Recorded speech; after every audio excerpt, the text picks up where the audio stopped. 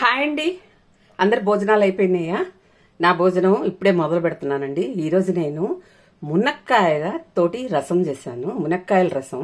ఇప్పుడు మునక్కాయలు అంత ఏమీ మంచి వాసన సువాసన ఉండట్లేదండి, హైబ్రిడ్ కదా. సో ఇంకా మనకు తప్పదు, వాటిని మునక్కాయని కాస్త ఫ్లేవర్ వచ్చేలాగా నేను రసంలో వేస్తానండి. అది ఎట్లా చేశాను అనేది మీకు చూపిస్తాను, చూడండి. మునక్కాయ రసం కలర్ఫుల్గా ఉంది కదండి, టేస్ట్ కూడా చాలా బాగుంది. నేను ట్రై చేశాను. ఇదేనండి ఈరోజు, ఇంకేం చేసుకోలేదు నేను, ఉత్త రసంతో తినాలనిపించింది. నేను ఇది ఎట్లా చేశానో ఒకసారి చూడండి. హాయ్ అండి, ఇదిగోండి 2 పిడికెళ్ళు కందిపప్పు తీసుకున్నానండి. కాస్త నానబెట్టి శుభ్రం కడిగి నానబెట్టాను. ఆ తర్వాత దానిలో ఒక చిన్న నిమ్మకాయ అంతా చింతపండు వేసాను.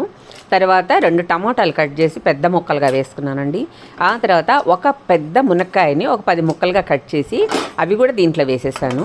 తర్వాత ఒక చిటికడు చిటికడు పసుపు వేసి విజిల్ పెట్టేశానండి. ఒక 5-6 విజిల్స్ రానివ్వాలి.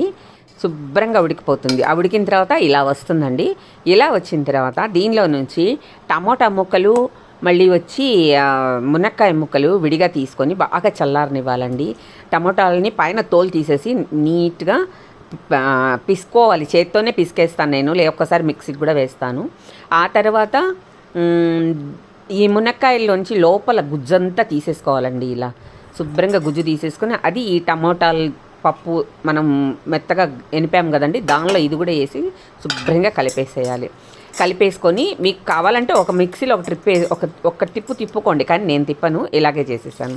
తర్వాత దాన్ని పెద్ద కుక్కర్లోకి పెద్ద గిన్నెలోకైనా సరే ట్రాన్స్ఫర్ చేసుకొని దానిలో ఇప్పుడు రసం పొడి, మళ్ళీ వచ్చి ఉప్పు, తగినంత ఉప్పు వేయండి. తర్వాత కాస్త కరివేపాకు, కొత్తిమీర అది కూడా వేసేసేసి తర్వాత స్టవ్ మీద పెట్టేసి బాగా తెరలనివ్వండి. బాగా తెరలాలి, ఒక 5 నిమిషాలు తెరలనివ్వండి. ఈ రసం పొడి అంతా ఉప్పు బాగా పట్టి అంతా ఉడికిన తర్వాత 1 స్పూను నెయ్యి తీసుకొని ఆ నెయ్యిలో ఆవాలు, జీలకర్ర, ఇంగువ వేసి తిరగమాత పెట్టేసేయండి.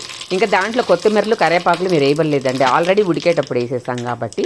ఇప్పుడు దీన్ని కొద్దిగా వేడి చల్లారనిచ్చి దానిలో వేయండి, లేదంటే మొహానికి చిందుతుందన్నమాట. అందుకోసమని ఇప్పుడు ఇక్కడ స్టవ్ కట్టేసి అప్పుడు తిరగమాతని దాంట్లో వేసేసానండి. ఇంతే, సింపుల్గా మునక్కాయ రసం రెడీ అయిపోయింది. ఇది తింటుంటే సూపర్ ఉంటుందండి, మంచిది.